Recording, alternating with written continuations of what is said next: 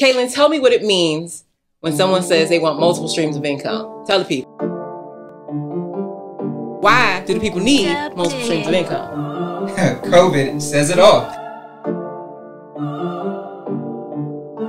What's the difference between having an LLC for your business and being trademarked? For me, I'm trying to get multiple streams of income because I'm trying to retire early. 62, can't do it.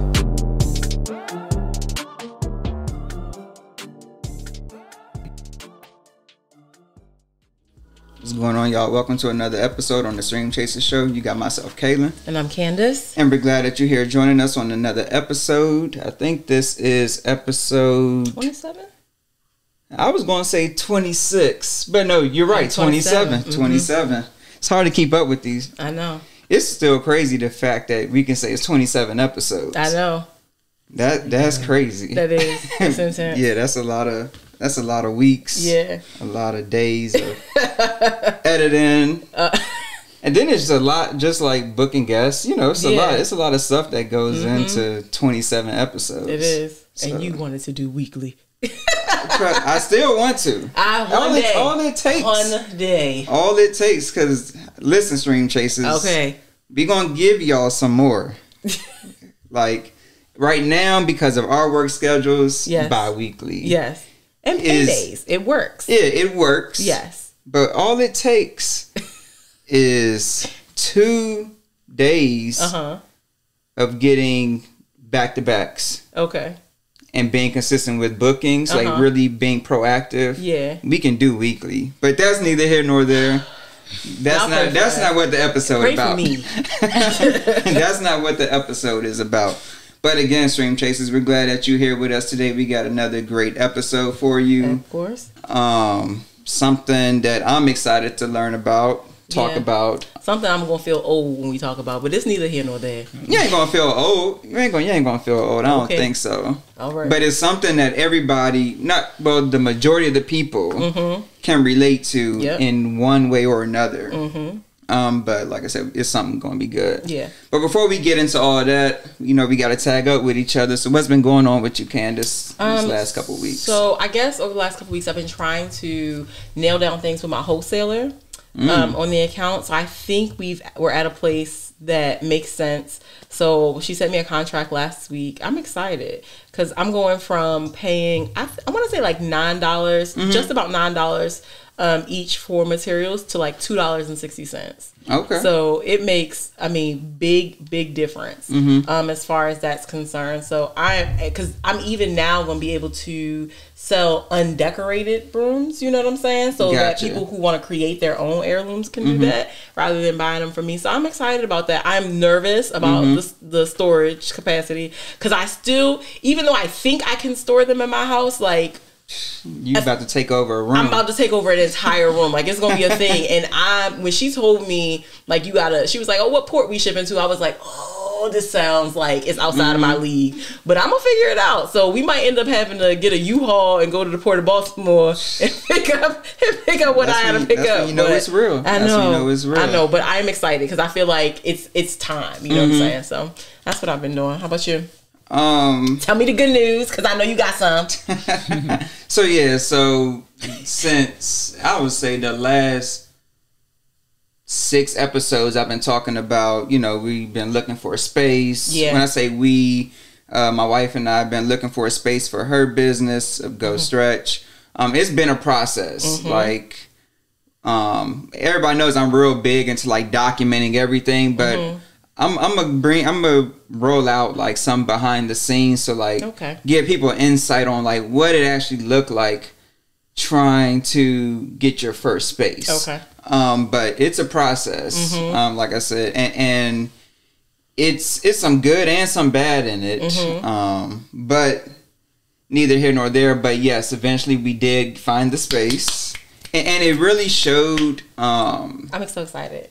Now I'm excited too, but it actually hasn't hit me yet. Okay. At least me, until we really start like having people come in. So, and this is part of like the anxiousness, because it's cool. You know, it's like levels. Yeah. Just like when you buy your first house, you get the keys, you go to closing, you sign. It's like, oh yeah, but now it's like you got to spend those dollars now. Yeah, you got to do the work. You got to do the work, and then you got to decorate. Yeah. And you know, all that type of stuff. Yeah.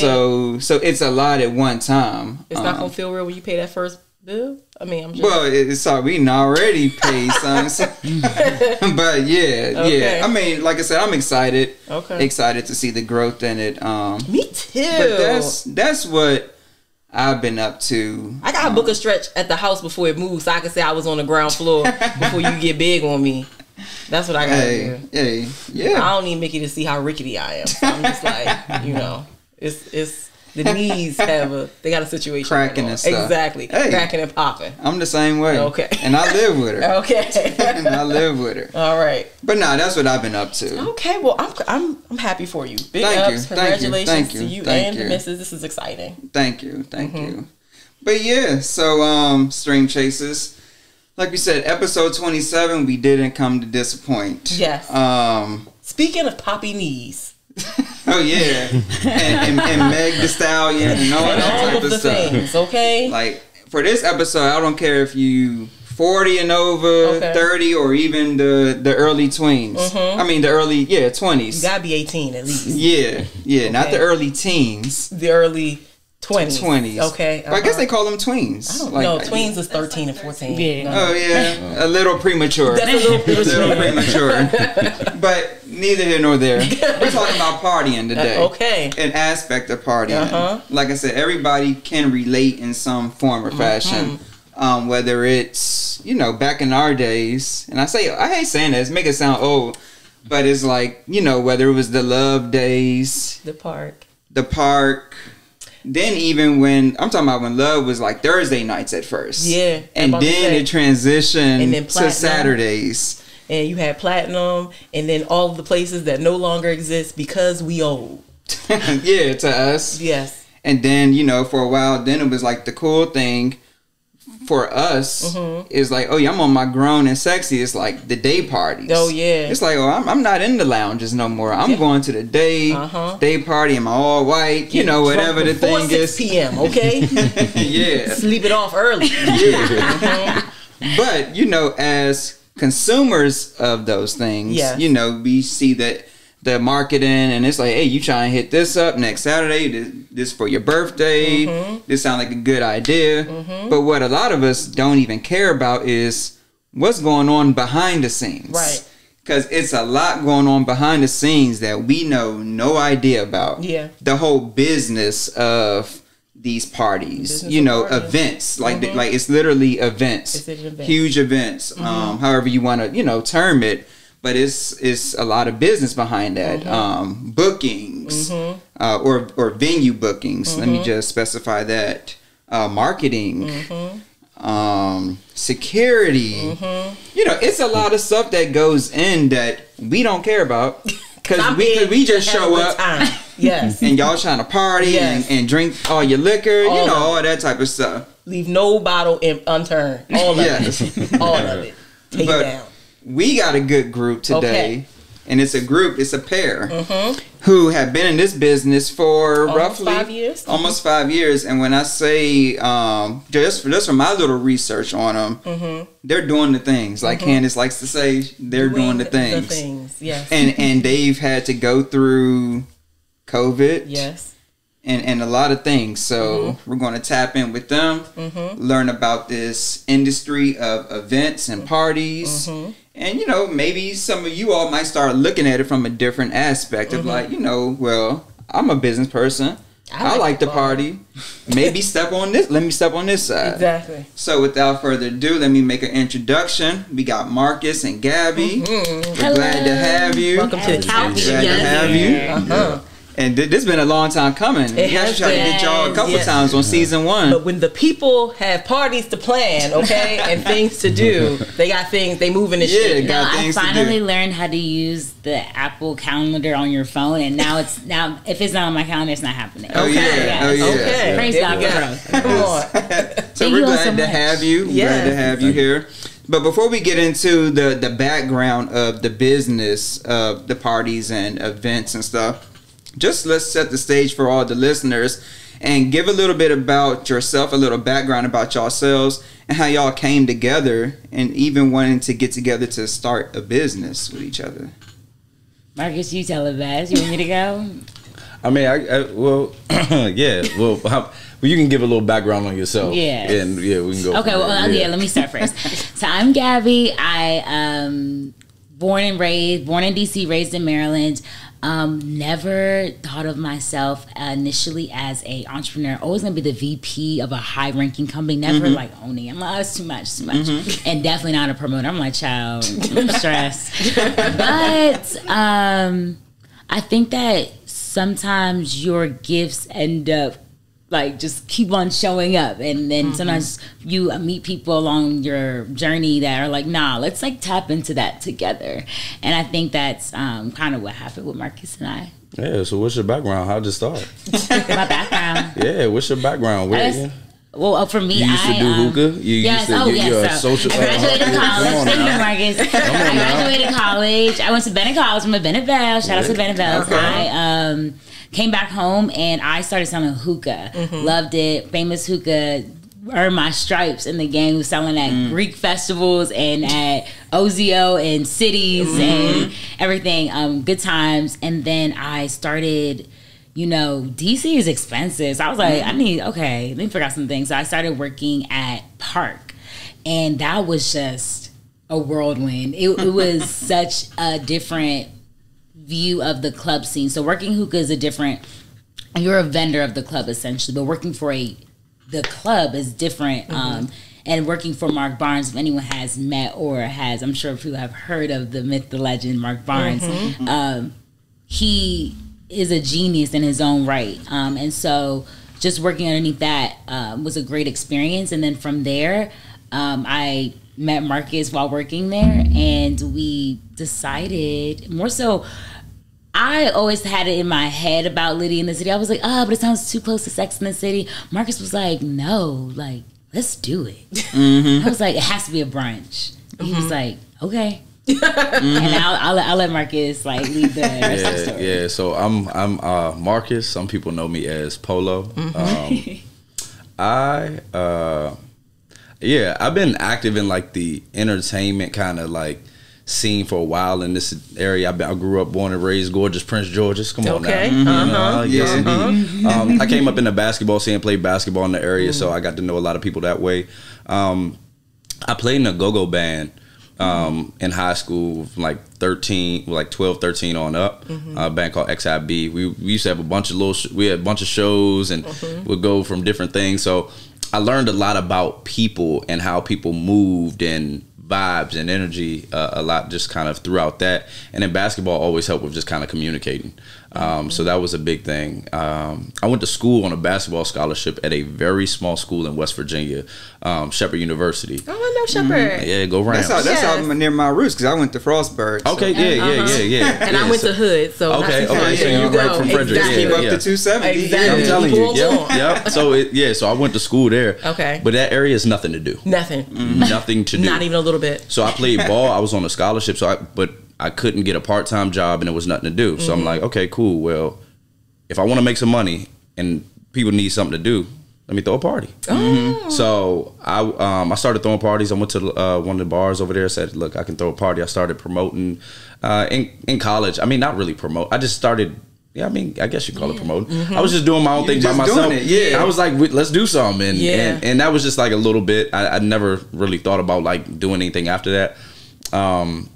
Then transition, graduate, come back to DC and working in corporate IT, and I was just miserable doing that.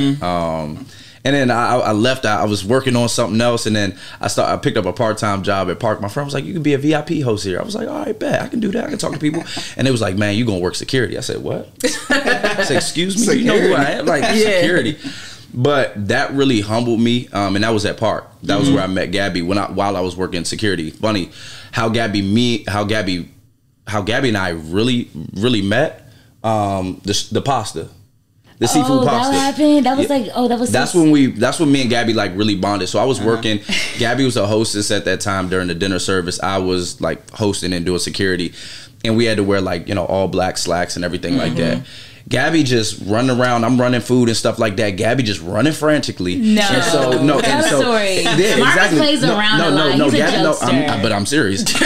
Like Gabby came and bumped into me, seafood pasta, spill all over my pants, and I'm just like, and I'm at work, and so I had to figure it out. And then Gabby's, oh my gosh, I'm so sorry. Like, but it was just kind of funny how that happened. And then, me and Gabby, we just had like a great energy, just like with working at Park. Like she carried herself well, and we became good friends. But then we noticed, like, you know, we could get together and kind of put something together of our own and really get some things going. She knew a lot of people. She had her own network and was good talking to people, and same thing with me. So we got together and said, hey, I was like, yo, I kind of want to do like a Sundress City, something like that. She was like, Liddy, and I'm like, hold on. Ooh, because I love a daytime party and I don't like the club. So that's really where Great Energy Group comes from. I like to laugh, dance, cut a rug, old school. And I actually wrote something down because you said something about like, oh, getting old, and we believe it's no age on joy. Like you can get down, you can boogie as long as you got breath in your lungs. Okay, like I'm telling you, like, with us. Huh? Yeah, she become the bird. And I'm and I just and that's really the vibe, and that's how we got started with that. Yeah. Nice. I like that. I like that whole thing. Yeah, and so Liddy in the City was your first venture together, right? And it started as a brunch and day party. But it was like a traveling brunch, right? So initially it was at Red Rocks on 8th Street, which when it's now Focus. Okay. And then we were working at Park. So then we talked to Mark, and then we decided to have it at Park for the remainder of our season. So it was going to be a pop-up. We just liked it during the warm season. We didn't want to do it during the winter. Everything Liddy, we love when it's hot. So So then the next year, that's when we popped around. So we were, you know, speaking to every venue we could find that made sense for our brand, right? Just because everything Liddy in the City doesn't look good in an underground speakeasy. That's not really Liddy. I mean, it could be. Essentially, but like at the same time, it's like we like rooftops, open air, melanated natural skin, lighting, bronzer showing, we like it all. So we went to like every venue possible, I think. But we were able to form relationships with Ivy City Smokehouse. Obviously, we had a relationship with Park, Focus, which was Red Rocks at the time, and Big Chief, Lost Society, and then we did one at Ozio. So we were able to really kind of splash around the city. So that was exciting for 2018. Yeah. Then 2019, we stuck to Lost and Park. Yeah, mainly Lost. Yeah. I like that. I like the idea. So I think for viewer disclosure, Gabby and I worked together at an agency in DC who shall remain undisclosed for this time. And it was a rough one. It was. But Ken is the SHIT. I just want to say that. Thank you. and so I remember when, I don't know if I left first or you left first, but one of us left. We left around the same time. Yeah, it was like simultaneous. It was like the same time. Ooh, it's giving. Ooh, better get out of here. Yeah, we're leaving, and it's time to go. And then she was like, the next thing I know, she's popping up talking about, we doing Liddy in the City, and I'm looking, and I'm like, Now there's a slight age gap between Gabby and I, and I'm like, am I appropriate? I want to support, but I don't know that these knees can handle whatever they're doing out there. But I'm gonna go see, and it was fun. Like I brought my girlfriends, about a bunch of girlfriends, and I think this was probably 2018. When you guys were moving around a little bit, so it was like we had to pick the right one, because I was like, what is happening? Things are moving, but I like it. I like the opportunity to go to different places, and it built a brand, because I think people had to start to recognize your name and seeing it out, and I saw the crowds, like the following grow. So can you talk about, I guess, going from the brunch and the growing following to, then I saw Liddy After Dark. What happened?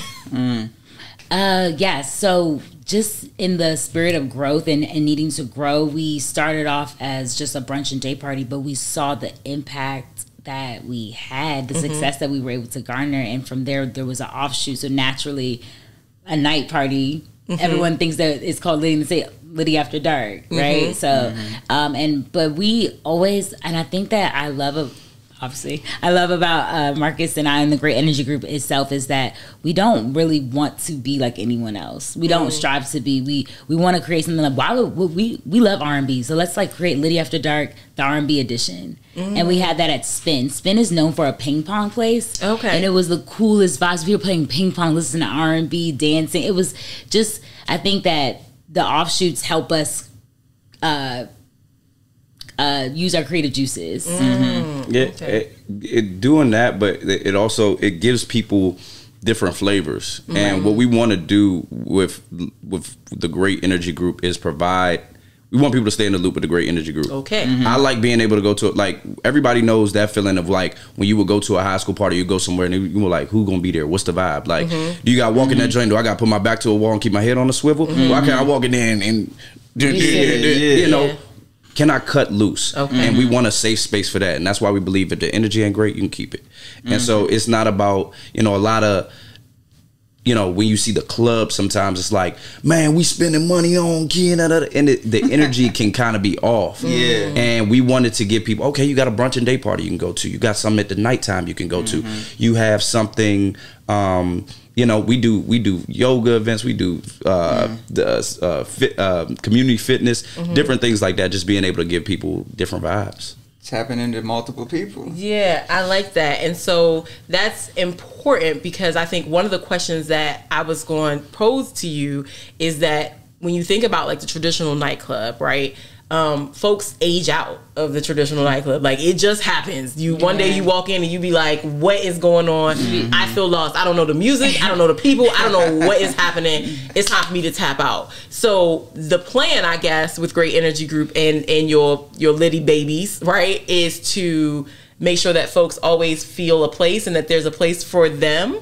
So, yeah, creating that community, because people age out of the club. Because if you notice the club, when we say the club, I'm thinking like nighttime bottles, you know what I'm saying? You know, all of that. Like, everything we think of.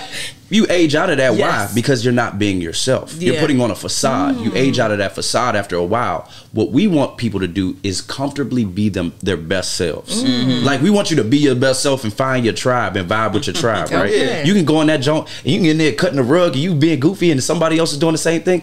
Then y'all may link up and say, oh, wow, well, we like this or we like that. Right. You can openly be yourself, and that's okay. Okay. Yeah. Okay. Yeah.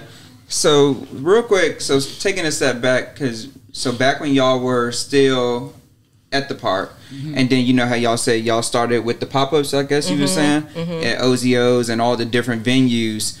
Were you able to secure those locations because of the connection that you all had to park, or were you all doing your own marketing and hitting the ground running, you know, going into these places? Yeah, favor ain't fair, and I know that we're favored because despite it's not easy, and but we were able, persistence and consistency really, you know, if someone keeps getting the phone call from Marcus, they're like, sir, how can I help you? For real. So you can off my phone. But that's what it is. And also, obviously, there are, whether we want to, you know, it's the part of life, there are like prejudgments and stereotypes given to people based on how you look. So just having to be consistent despite that. Like, okay, maybe Marcus, you go on this one. Maybe I go on this one. Maybe I talk. Maybe had to you have talk. some strategy with it. Because I'm be honest, I mean, I know people look at me, they be like, oh man, the dreads and stuff like that. I don't know if that look and da. And if somebody mentions, oh, you know, he played in the go-go, oh, we don't want the go-go, and all that, not knowing, like, Gabby and I worked at Park. I started security. I worked at security. I did serving. I did a little bit of bartending. I did some managing. I did some hosting. I did everything under the sun, bar back and busting. Tables, like every cocktail and everything under the sun. And one thing that we're big on is providing our people with great service. Like, why do we have to go to a different place and then go get, you know, better service elsewhere? So that was our thing with trying to knock on the doors with some of these venues and talk to them about, like, you're not just getting promotion. We're going to sell your venue. We're gonna come in, because I'm telling people to come here. They not. I caught a rat. I'm sorry, that just came. But I caught a rat at Red Rocks. I just had to throw that out there because the place was packed. Bam Jam. It was wall to wall packed, and it just had to happen. But it was just a terrible night. But a lot of the venues, some venues are already locked in and they have promoters that have been working there. Right. You got owners or managers with egos who just, you know, think they're the stuff. What you about to say? Also, one thing we ran into earlier on was like there were a lot of alternative facts with how our other events went at different venues. Remember that Big Chief Red Rocks thing? They're like, well, I heard something happened at Big Chief, and I'm like, that's not. You know what I'm saying? People will try to spill dirt on your name because they don't want to let you get. They don't want to let you get your foot in the door because you know you're gonna kick it down. Okay. Like, yeah. So, but isn't it? I mean, now, tell me if I'm wrong, but isn't it it's to their benefit to let you promote that? Yes. So why the big ego power? Ego, yeah. It's the thing about the industry is like there's certain things. It's like this makes sense right here. It just does make sense. But because of other factors and really egos of a lot of people, and people don't want to let you in this door because then you may end up becoming their boss or the power. And they, oh well, y'all too young. We used to get that all the time. Okay. Y'all so young. Y'all young. Don't know what you're doing. Don't know what we're doing. But when the numbers make sense, say otherwise. Yeah. And so that was a big thing. And I think what we started doing when we went to different venues, we would look at venues and we say, okay, cool. Would this work for us? Could we do this? And then like, are you open this day at this time? What's your slowest day? Okay. Where's the problem? Where can we come in? And then that speaks for itself. So a lot of times we just knocking on doors trying to get that opportunity. So yeah. I like that because I think that's a key way to get your foot in the door, you know, because if you are getting challenges, something that Marcus just said, hitting on, okay, like, well, if you're not going to give me Saturday off the break, then you tell me what is that slowest day and then I'll make it work, because now he's giving the pilot, he kills it, and then it's only up from there. Yeah. Right. Yeah. I think that's real smart. That is smart. And so you've built a community around your brand. People look for your events. They look for your offshoots. They look for your things, right? And then COVID happens. Right. I know, right. And at first we didn't think it was like kind of like that's happening in China. Yeah. And then March crept, and then we spring into Liddy. That's when our brunch season starts. Okay. And so it was the week before. It was the week before because I was at Griffin when I got the news. Yeah, and it was the week before, and it was like everything shut down. Everything. I was at. They started saying the little stuff, and I was having brunch at Griffin because the people who own Law Society, they own Griffin as well. Okay. So I was in there, and then one of the managers called me over and they told me, it was like, yeah, you hear they're shutting down DC, and I'm just like, we're supposed to start. I'm like, okay, well that'll just be 2 weeks from now. Yeah. And then time went on. Yeah. And then I'm just like, what's going on? Yeah. And it was for me, it was just like it was mentally tough because I like people. I like being able to hug, dap, make sure it connect people, just seeing people and being around folks. And it was just tough from that perspective, from the business, my family, all of that. Yeah. Oh, and as I understand it, you were full time in this when that happened, right? Yeah. Okay, so that also was tough. That was tough, and that turned into a quick that was a quick transition. That was tough because from the business side, I didn't know how to. I'm like, because people tell me, man, you know, you had a good run, man. Nightclubs are never coming back. Yeah, like we ain't never gonna be able to gather and stuff. And also, too, what happened too is you get people who find you in that down moment, and they try to bury it on top of you. Like, man, it was all right, man. You was doing your thing, but you know they ain't never gonna have a club again. So you know you might as well, man. As well go ahead, get this IT situation. IT job. You know what I'm saying? No, but I ended up started working. I started doing graphic. I started just doing graphic design. I mean, I've always done a little bit of graphic design, but I started doing that. I was trying to do some training for where I could train, doing personal training. And then I started working full time with a church. Okay. Yeah, with my church Zion. Yeah. Big ups, pass the battle. That's my guy. Yeah. That's my guy. Exactly. Like, he was my youth pastor when I was young, and always just like a big role model in my life, if you will, because he was like a person who can always give black men a space to be them, and he could, you know, be them and be real. Yeah, and I always appriciated that. Yes, we've had quite a few Zionites sitting on the couch. Come on, 3. Yes, come on, a few, 4 of them. Marcus Ellis, Tiff, Michelle, exactly. Anyway, repping good, repping as the battle. Okay, so then COVID happens, and so now we're on the bound, I say delicately, as you know, they are starting to lift mask mandates, and it's March. So we going into Liddy City, and we're going into Liddy in the city and the brunch season now. What are the plans for now? Yeah, so we are springing into Liddy next Sunday, March 20th, and special host.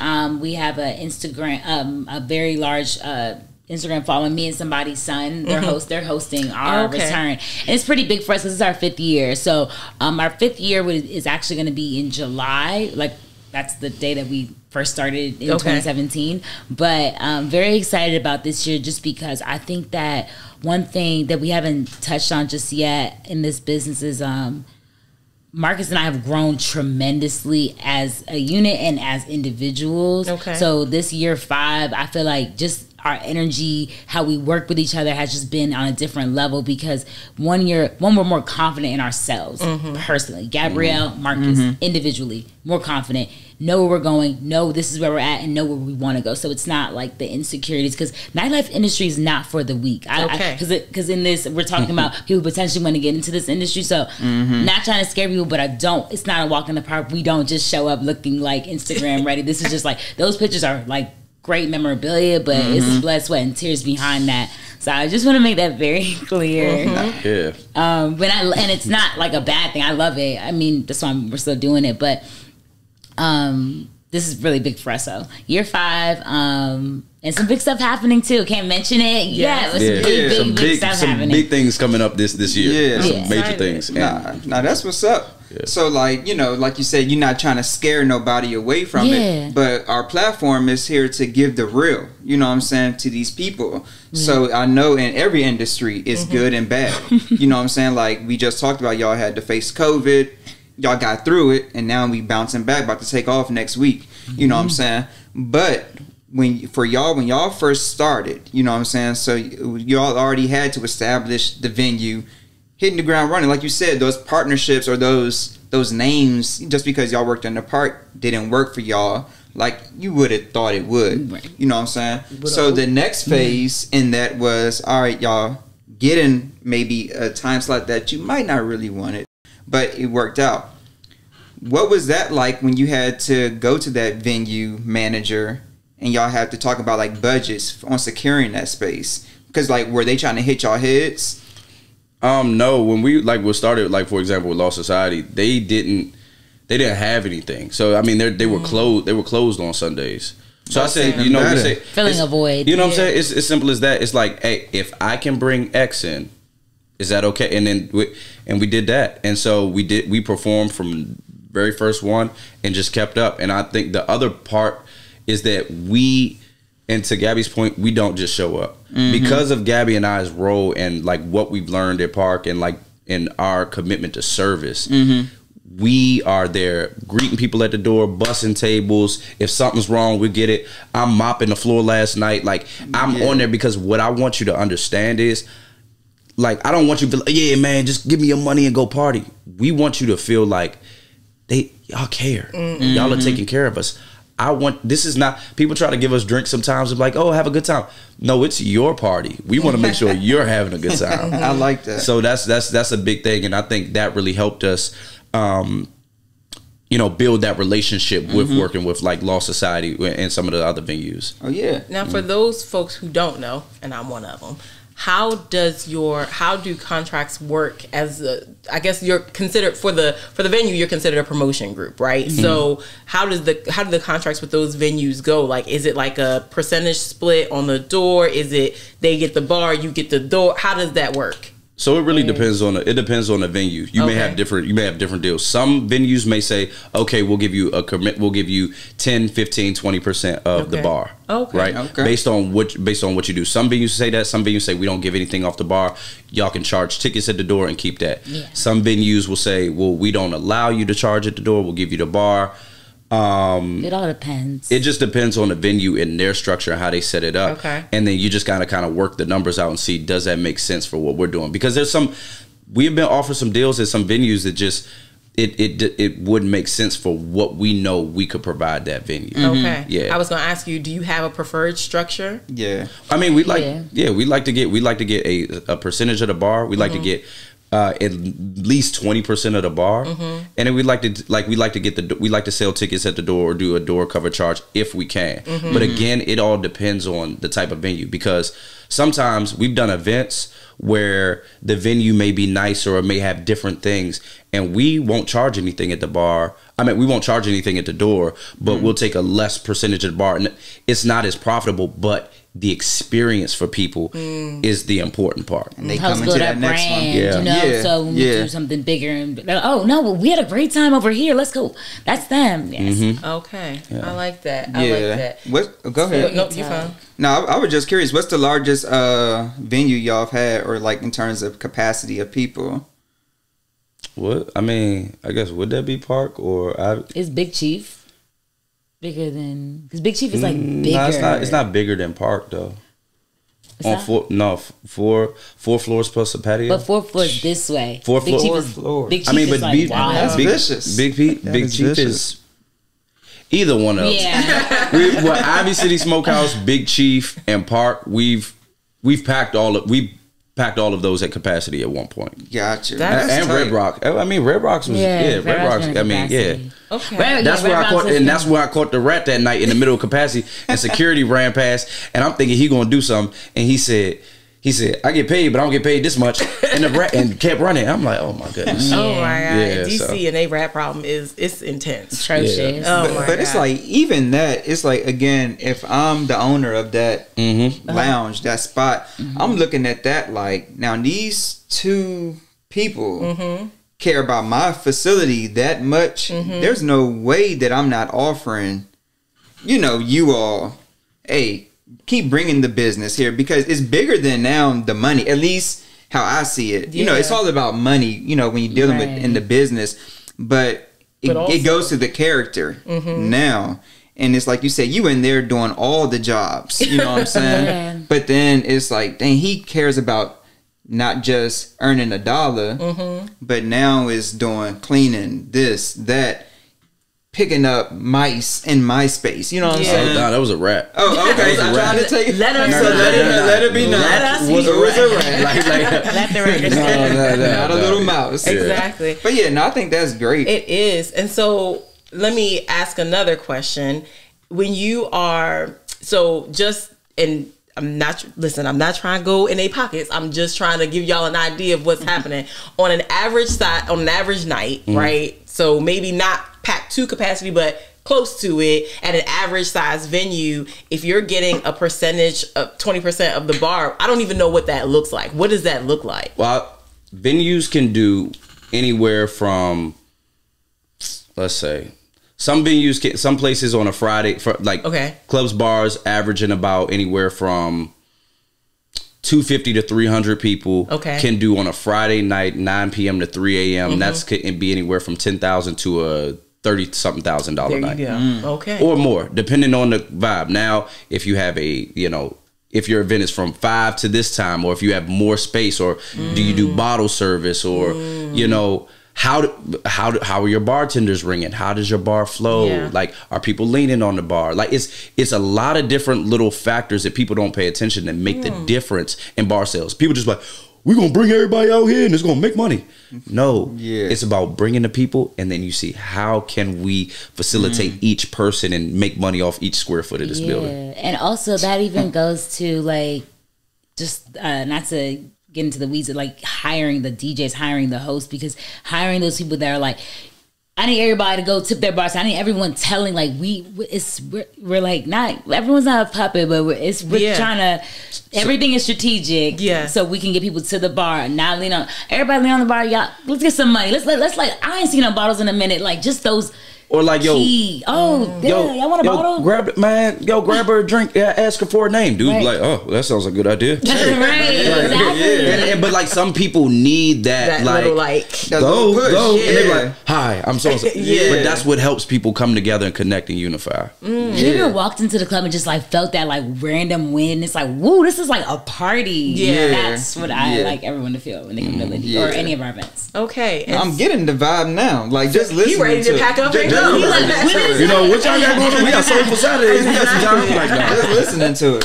So, do you also hire the DJ? So you bring the DJ with you? That's a part of the situation. Okay. Yeah. From DJs, photographers, we do like a photo booth. If we have hosts, we do.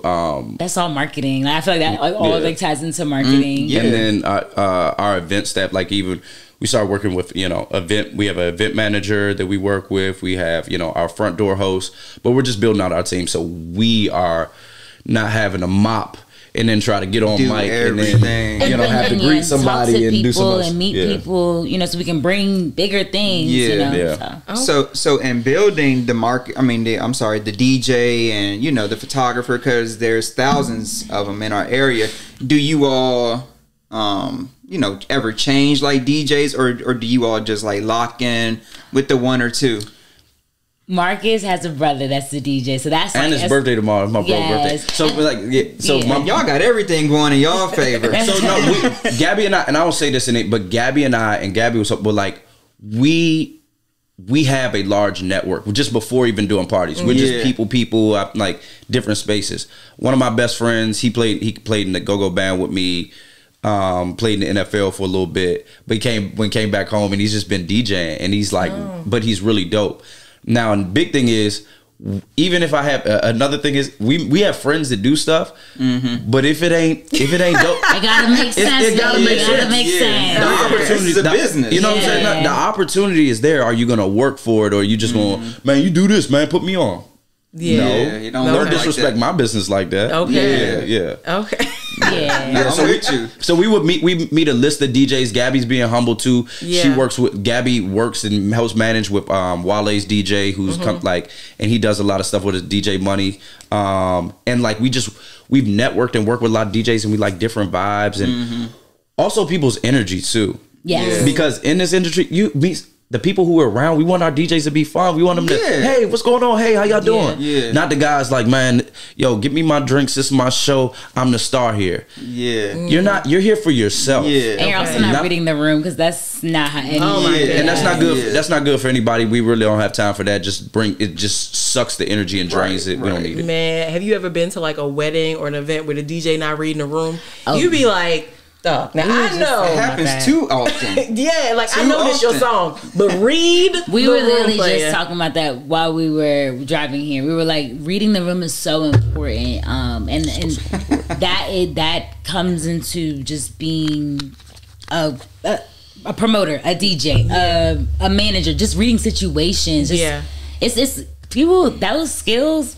They're slept on. They're understated. They're important. Yes. And being able to like pivot in the moment. Like, okay, we had a plan for this to do a thing. It's not quite going that way. It's going this way. So we about to pivot, and this is how we're going to manage this situation. Yep. I like it. I like it a lot. I'm learning. Let me go home and get dressed so I can figure out me and my poppy knees, okay? I was like, because like you said, springtime coming up. Well, we in springtime. Yeah. The mask mandate has been relaxed a little bit. It's about to be. I'm excited. God's moving. So we got some things. We got some plays coming together that it's gonna be really nice. When did you guys go full time in this? I would like to say I really went full time. Probably so. I've always been working another 9 to 5, but I truly I correct my mom sometimes, and my mom now she's like I meant your day job. I know you great. Like she doesn't. Before she was like, where's your real job? I'm like, no, they're both my real jobs, mom. And it's just a habit. She's a foreigner. Love her. This is she's just thinking. She definitely believes in me and believes in Marcus and believes in the business, but just like how to have but full time probably April of last year. It doesn't matter. I'm crunch mode. Just because you realize, and I'm sure entrepreneurs you see it's really not going to work if you don't work. If you go to sleep, it's still going to be undone. Do the work. Do the work. You got to do the work. So I'm I'm telling you. I'm like, okay, I'm talking to my CEO. Okay, Marcus, what's up? Oh, okay. He sees me. Yeah, and it's got to flow like that. And Gabby has been and that's been a tough thing because Gabby's had her 9 to 5 sometimes, and I've been in full time. And then when Gabby had with transition jobs, we would just make it work. And Gabby's done a great job of being able to juggle both. I am still working. I'm a real estate agent. Yeah. Okay. So it's kind of flowing from it's marketing. It's a lot of marketing. So that's the big thing. But the 9 to 5, that is. Not my jam. That is not my jam. But that's sounds so be true. But also too, and that's the biggest thing. You said something earlier when you were talking about the getting the shipments to the port. Yeah. And you was just like, I'm gonna figure it out. Yeah. And that's what it comes down to. It's like we have everything we need. We just gotta figure it out. Yeah. Put it together and make it work. And everybody doesn't have that some people are like, you know, scared of that. Like the idea of letting go of a 9-to-5 or the idea of like putting your all into, I'm sure your parents are like, so you want to do parties for a living? You know what I mean? Like, because the older generation think you need to be at a 9-to-5, get you a good federal government job. Because they don't even want you to have. Exactly. My grandfather, I'm telling you, every time Marcus, you know, Costco got benefits and they and I'm like, Grandpa, I got a degree and I don't mind, no shade or nothing, but like even I know, but just check them out, and I'm like, but I don't have the time to be because I got to do that, but do you have to? I'm like, all right, Grandpa, all right, and that's how they are. Listen, my father is still that way, okay? Like, because the federal, they got that good 401k. You know, some of them even got a pension. And he's like, but Daddy, I'm good. I promise you, I'm okay. Yeah. You know? Same here. Like, and I was going to say, it's like not even just like any job. It's like they want you to have a government job. Because like I've told my mom, like, I would consider leaving my job and go work for like a Google or Amazon, one of those big companies. And she's like, but you work for the government. But they lay people off all the time. But it's like, but I think I would do that outside of working for the government, because government is just not for me. Yeah. And there's a cap, you know, that's the other thing. Is like working for yourself, like doing the entrepreneurial thing is like whatever the cap is for Great Energy Group is the one that you've designed. And that's it. Like there is no cap otherwise. Like the government ain't gonna pay you but so much. Right. You can get up here. But that's it. That's it. You know what I mean? As I get older, my tastes have like kind of gotten a little luxurious. I'm like, child, I need to.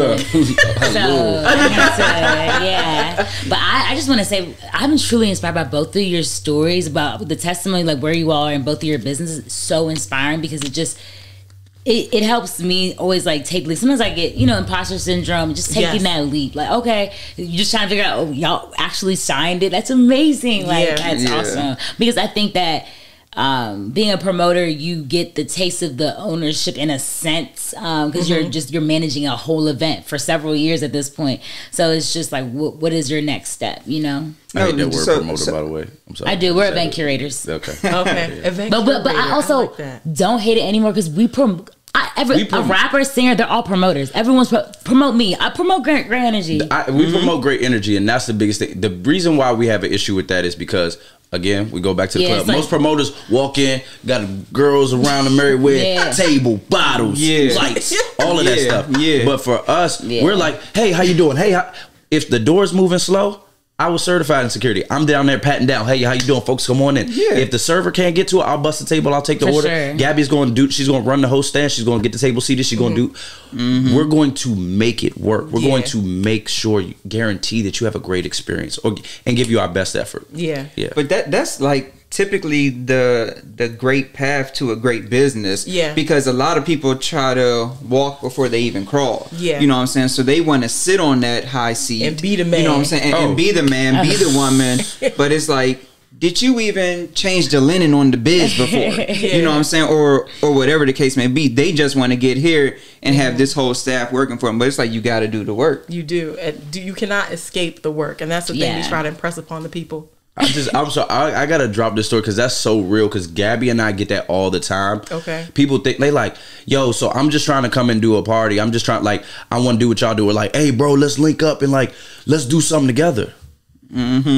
What you do? Yeah. Like what you bring? Like you bring 500? You bring 500. I bring 500 or something. Nah, I'm just thinking like I'll link with you and they just trying and split the check and I'm like you my boy, like all of that. Yeah. And so my thing about it is like where I started.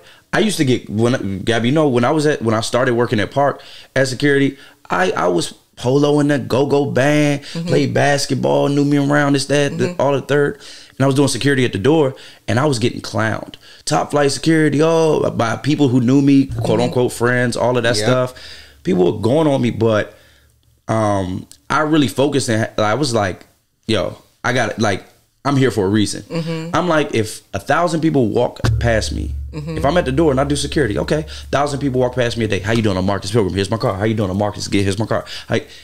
I'm building and I'm growing. So it's like humbling yourself and doing those things. When I did the survey, I did that. People laughed and all that, but I learned so many different things and how you can increase sales, how you can give somebody a better experience. But like I had to humble myself and do that work and do that part.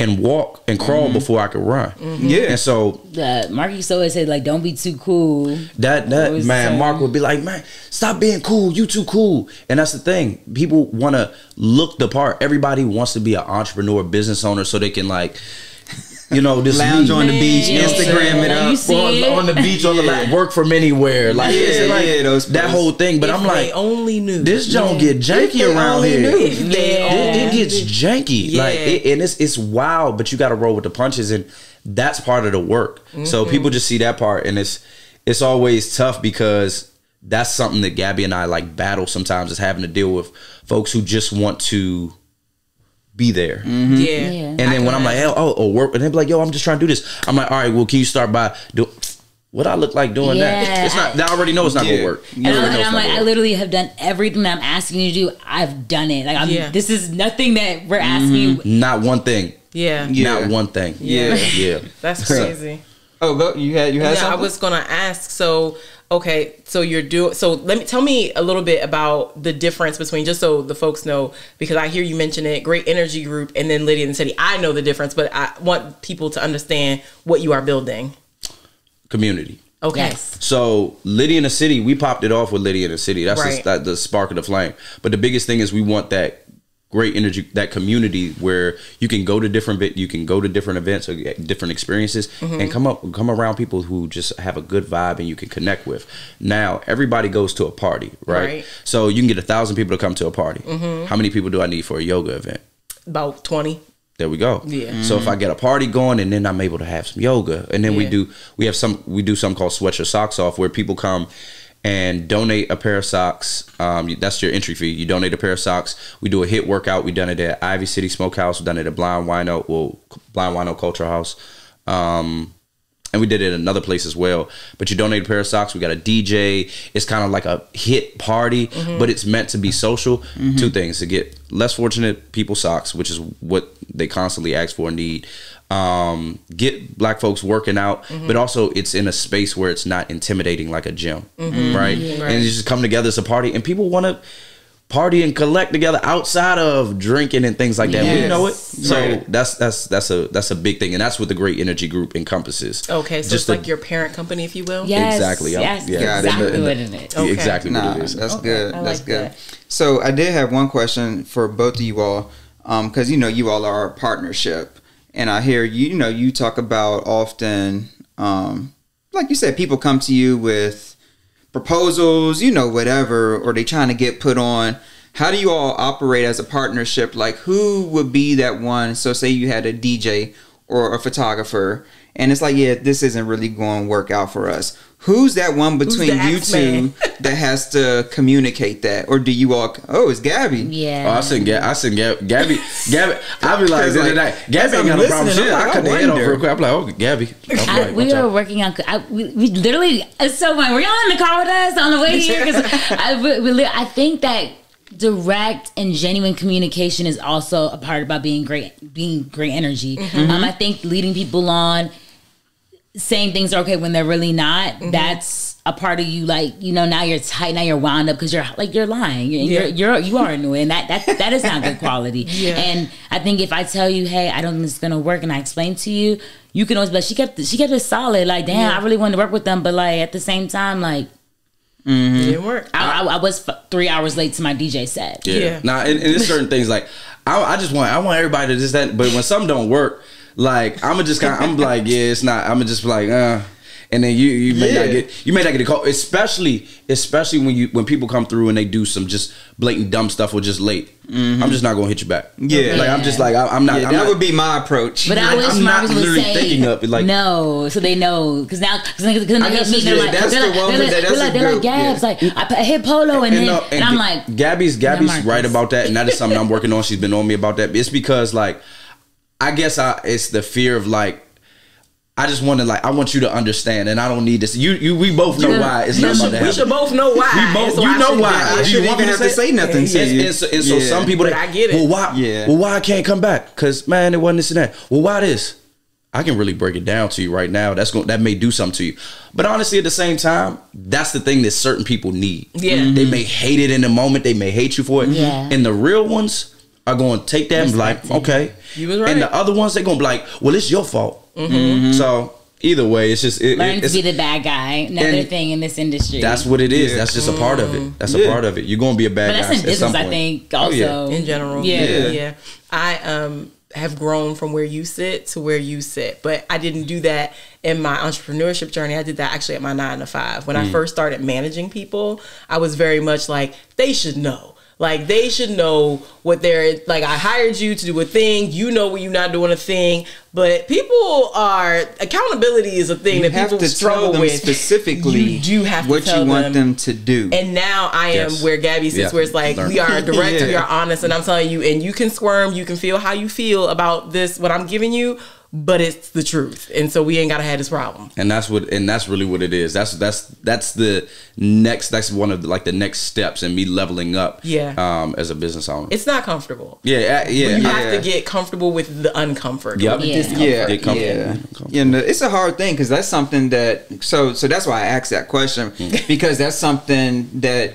You know, as you look at growth, you know, whether you're on your job, like you said, you have employees under you, or you have, employees, I guess you can say, on the job, staff, team, or employees on the business side. It's like, it's your ship. Yeah. And they're just there to get a paycheck. Exactly. And that's the other thing. If you care about your ship, you have to run your ship step up and you want to run your ship. Sometimes hurt some feelings, unfortunately. But also, people know when they be bullshit. And that's the thing. It's like it's a tough thing because it's like we work with a lot of people, like people who we know. And so that's the part we want to, like, somebody do this, bartender work, do it, this and the third, do that. You can do this. All right, well, we're going to put you in that slot. But like, we need that done. Yeah. Get that done. I hate that market. So I'm like, oh, he's pissed. Because I'm like, and that's when I get to that point. Because I'm like, that's a brief line. And that's when, like, I'm not about to go to Mark, but like, that's a brief line where it's like, I'm like, yo, you said, and we need that. So what's up? And it's like, oh, well, this, that, and the third.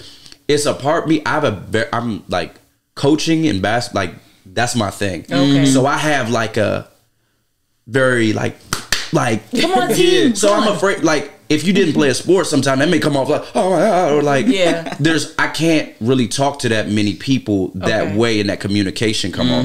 So I'm trying to work on how to do that, but mixing the communication, like just fix it up a little bit so it's not so aggressive. But I'm just very passionate. Very passionate. Gotcha. It's just passion. Okay. So if my folks are looking to get into this industry, I would like each of you to give them a word of caution. Like, what you wish, knowing, sitting today at year 5, what you would have told you at year 1.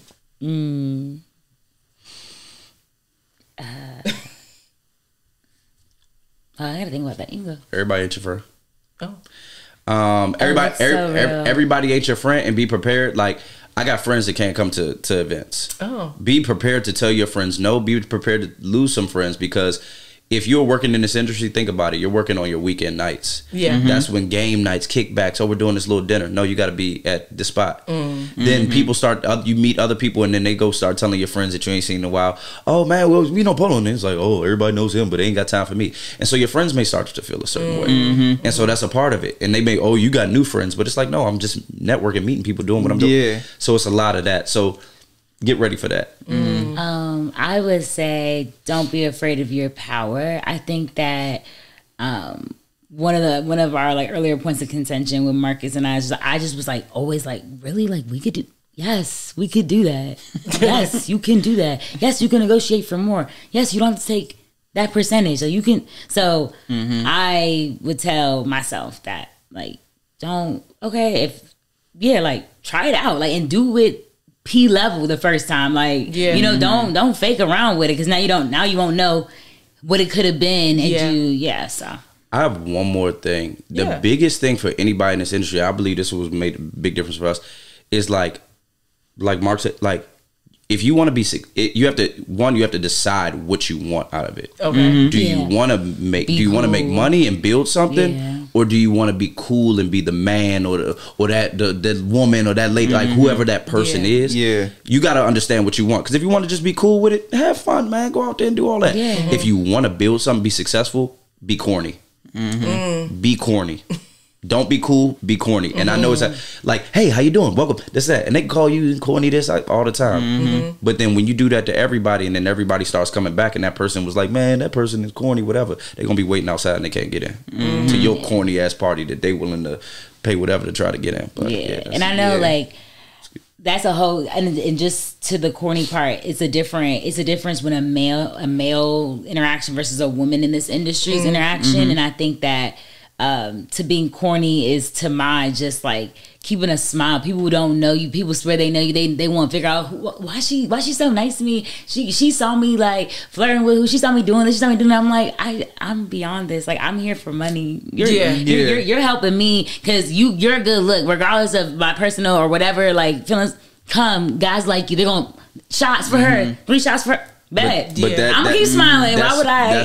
That smile and that energy is contagious amongst the party, and people just start doing like people just start learning how to smile. We don't do that. And enough. And it's genuine, but it's also like, it's when you are understanding, like protecting yourself in your business too, like protecting your energy in your it's like in your business, in your industry. It's interesting because what I thought this interview was and where we ended up are two very different things. Because when I started to talk to you guys about coming here, my first thought was like, oh, we're going to talk about the business of nightlife. You know what I mean? But what we ended up really talking about is the business of energy.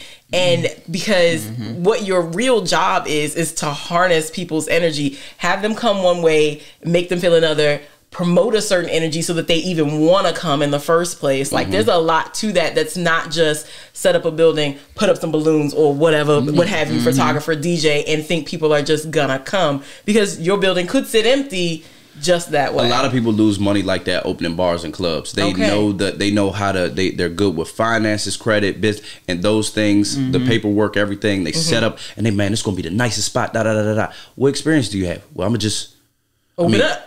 I'm gonna open up. It's gonna be hot, lit. I'm gonna get the stars into this. You can have celebrities, all that stuff gonna come, and you're still gonna lose a lot of money. That's not what's gonna make it home. Right.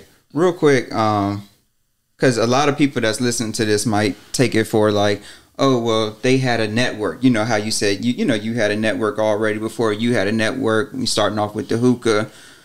How would somebody that necessarily doesn't have the biggest network be able to start off like marketing? Like what advice would you give somebody like that? Go meet people first. Go work security at the door. Go find a place where, oh man, I like this clientele here. Go where can you bust tables? Where can you get in front of people where it's a numbers game. It is sales. It's a numbers game. People, like anybody getting in real estate, any sales business, driven business, anything like that, you got to put yourself out there first. And then if you believe in your brand and yourself, put that out there. People will attract to it, and people going to, hey man, talk to my guy, yo, talk to her. And it's just going to happen just like that. But some people want to, with Insta gratification, people want to, well, I'm gonna put this out here, I'm gonna buy followers, I'm gonna run an ad, I'm gonna get this, and it's gonna be that. But then people come in, it's a room, but it's cold. Exactly. It's cold. It's like, okay. It's like, it was quickly put together. It happens. So it's funny that you say that, because like I can think back to when I was out here hitting these streets like that. You know what I'm saying? Walking into some places, you walk into some place with your girls, you're like, no, this isn't it. And you leave and you go to the next place. And it has nothing to do with the number of people in the room. It has nothing. It's just like you feel it. The vibe is like, the security at the front door can throw that off for places. I mean, it's a number of like any little thing. Everyone has a role to play. And that's the thing, because people, you go to a club and it's like, security, yeah, man, it's this and we doing that. And you're like, man, I don't like that dude's energy. But you can go someplace, hey folks, how you doing? Oh, I love the shirt. What's your name? My name is Marcus. What are we celebrating tonight? Wow. automatically you know the energy is right. Listen, y'all go in there, have a great time. On the way out, listen, I hope y'all had a blast. If y'all need anything, if I can set something up for you, y'all let me know. Be safe tonight. Yeah. People, just common courtesy and just decency is something that's like it's gold now because it's so rare. I mean, it's just so I like it. I like it too. You cool? I'm good. Okay, so we usually wrap by asking, beyond your 5-year events, because I know you got some stuff you can't give away, but like, where do you see Great Energy Group going in the future? Like, what is your goal? Where are you striving to get? Your big time goal, your 5-year goal, or personal goals, like just like what's next for you. You have another business that you gonna start. Like, what's next for Great Energy Group? What's next for you as an individual? Yeah. For Great Energy Group, I definitely want to, we're going to expand and just really build on this community. We, just hearing you say, when we will get the community part, it excites me because it just shows that it's making sense to everybody. It's more people. So whether that entails taking our events throughout the nation, like that's something that we definitely want to do. And, maybe getting something stationary too, like Yeah, I'm gonna say we definitely will be going on the road. We will go into different cities because people are gonna feel this energy. That's what it is. Our people will be wearing our apparel. People will be experiencing Black folks, and people are gonna be able to come together in positive spaces in different cities and experience our events and build community there as well. And we're gonna open up some of our own venues. Okay. Yeah. I see it already. Me too. Like I'm excited. Like events in the RFK state. I'm not RFK, but FedEx. You know, so like y'all having the stadium rented out. Like I see that.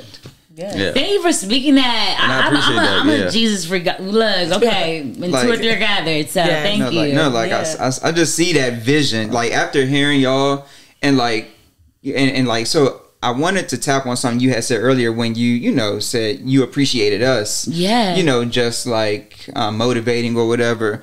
But like I appreciate you all or whatever. And I'm sure Candace can relate. But if this is episode 27, all 27 episodes, I know for me and my wife, after every guest, we talk about how like it's needed right at that moment. So when I hear you talk about like how you're doing all the things, it's like, you bossed up, leveling up, y'all doing the things. That's like that 10, 15, 20% motivation that you need to keep it going for the next couple weeks or whatever. So it's like, I appreciate y'all, you know what I'm saying? Really do. And see, that's great energy right there. I'm telling you, sometimes you can just go around the right people or just be in the right room, right conversation. And it's a frequency, it's a vibration that you feel.